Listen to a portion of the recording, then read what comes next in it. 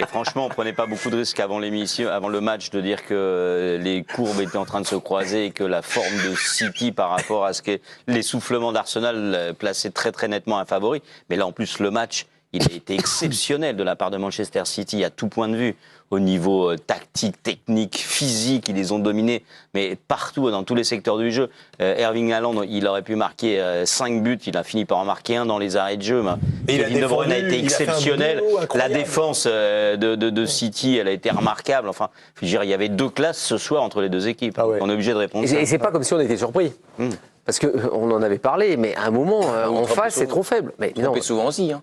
Ça peut arriver. Mais là, on a la sensation d'une équipe, déjà, c'est un bulldozer. Donc, il écrase tout. Il arrache un bulldozer avec un gros cerveau. Avec un gros cerveau. Mais il n'y avait pas de match. Il n'y a pas eu de match. Et ce qui est impressionnant, d'ailleurs, avec Manchester City, c'est qu'on sait ce qu'ils vont faire, mais on ne peut pas les arrêter. Ils sont inarrêtables dans ces moments-là. En plus, quand les joueurs arrivent à atteindre ce niveau-là, on va en parler après, hein, sur De Bruyne et Haaland, par exemple, mais il n'y a rien à faire. Parce que soit vous avez des joueurs qui ont la capacité, même physique, une puissance pour pouvoir faire quelque chose, alors d'où l'intérêt de Real Madrid, Manchester City, parce qu'eux, ils ont l'intelligence, ils ont des joueurs qui ont peut-être cette capacité à utiliser les petites failles que peut avoir City, parce que City a quand même quelques failles, mais sinon, c'est pas possible. Pas pour une équipe comme Arsenal. Dernièrement, ils en ont pas beaucoup. Quand tu joues des matchs comme celui-ci, et que tu vois ce premier but à la 7e minute, c'est pas un but à la 45e ou à la 7e minute. Ce but de qualité, mais tu as tout de suite compris. Et tu vois comment Arsenal, rien que dans les 7 premières minutes, subissent totalement. Donc déjà, au bout de 7 minutes, tu vois une différence qui est immense. Et après, ce n'est que l'enchaînement. Parce que l'implication de tout le monde dans le jeu, c'est ce qu'il faut retenir. Hein, parce qu'on met toujours l'accent sur Haaland et De Bruyne. Mais l'implication générale, tu vois Stones, ce qu'il fait... Akanji, c'est hallucinant. Il y a vraiment...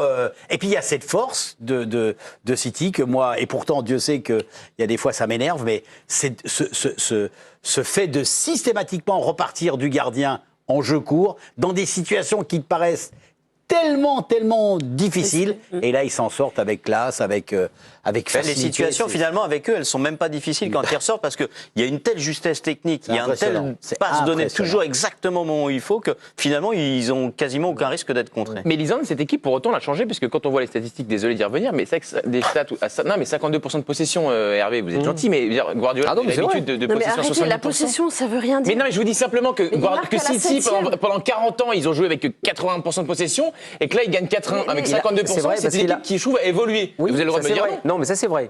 Non, mais ça c'est la vérité. C'est pas depuis ce soir. C'est pas ce soir. C'est cette saison, mais on parle pas de City tous les 4 matins, donc c'est vrai que je vous pose la question. Mais parce que confisquer le ballon pour confisquer le ballon, ça n'a aucun intérêt. Ce qui compte, c'est ce que tu en fais du ballon. Combien de frappes tu arrives à placer, combien de frappes tu cadres, combien de fois tu es dans le dernier tiers. Est-ce que tu es dangereux? Avoir le ballon, on en a parlé pour la Juve, ça veut rien dire.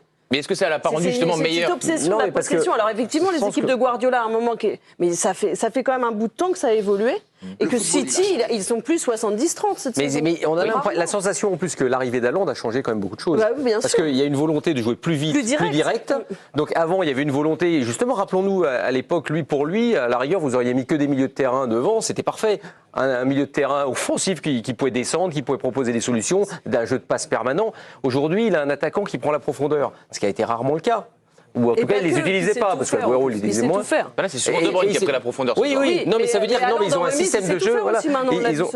Ils ont un système de jeu qui fait qu'ils ont moins besoin de la possession. Donc lui-même l'a dit. De toute façon, il a modifié des choses. Guardiola, il s'est rendu compte aussi quand même qu'il n'a pas gagné la Ligue des Champions depuis qu'il a Manchester City. Aujourd'hui, il a besoin de modifier des choses. choses. Beaucoup plus physique qu'elle ne l'était à City. Quand vous regardez le 11 de départ. C'est incroyable, il n'y a que des Golgoth quand même dans cette équipe. Il y a moins de manieurs de ballon qu'il y en avait dans le passé. Par exemple, Riyad Mahrez, lui, il est sur le banc, etc. Et donc, il joue souvent, là, ce soir, il était sur le banc, mais...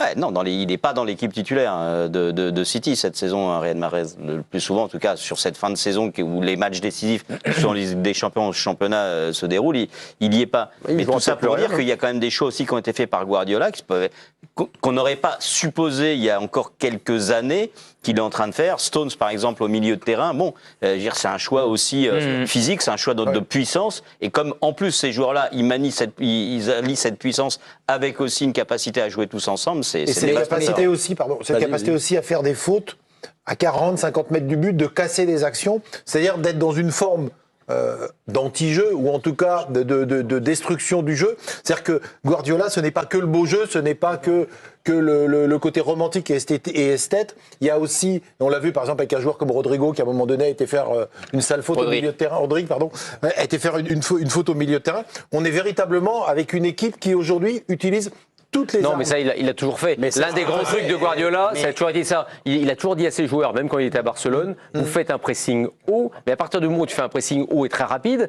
si ça passe, bah, tu es en difficulté. Donc il faut faire la petite faute. Mais ça a toujours été un des éléments de son travail. Si tu prends les stats du match aller, que City, je crois, a gagné 3-1 au match aller, c'est exactement pareil. C'est Arsenal qui a la possession du ballon. Alors, le match aller, c'est encore pire. C'est Arsenal qui a vraiment la Oui, possession. c'est ce que je te dis. Alors que là, c'est quand même non, mais d'accord. Mais quand même, c'est à chaque fois Arsenal qui a... Non, mais ce que je veux juste dire, c'est que maintenant, dans l'esprit de Guardiola, c'est présent. C'est vraiment présent. Bah, quant à Haaland... Ouais. J'aimerais juste qu'on dise un mot sur Arsenal. J'ai bien compris que vous ne vouliez pas en parler, mais bon, il y a quand même ça intéresse quelques personnes ils m'ont déçu. Ils m'ont déçu. On a mis en avant... Ah oui, mais on a mis en avant d'abord le positif. Ah non, bah arrête de dire, tu aurais pu prendre ça. On a mis en avant déjà ce qui a été exceptionnel. C'est-à-dire Manchester City. Mais à côté de ça, j'ai l'impression que c'est une équipe qui est en train de s'écrouler, face au gros, hein, je parle. Oui, mais... et surtout, j'ai eu l'impression de voir des enfants. Moi, un coup d'épaule, ils étaient à 4,50 m. Là où on n'est pas complètement déçu par Arsenal, c'est parce qu'on s'y attendait aussi un peu. C'est-à-dire qu'ils sont sur la courbe. Oui, bien sûr. Mais en dehors de ça, ça fait enfant contre adulte. Hein, tu l'as bien aimé celle-là.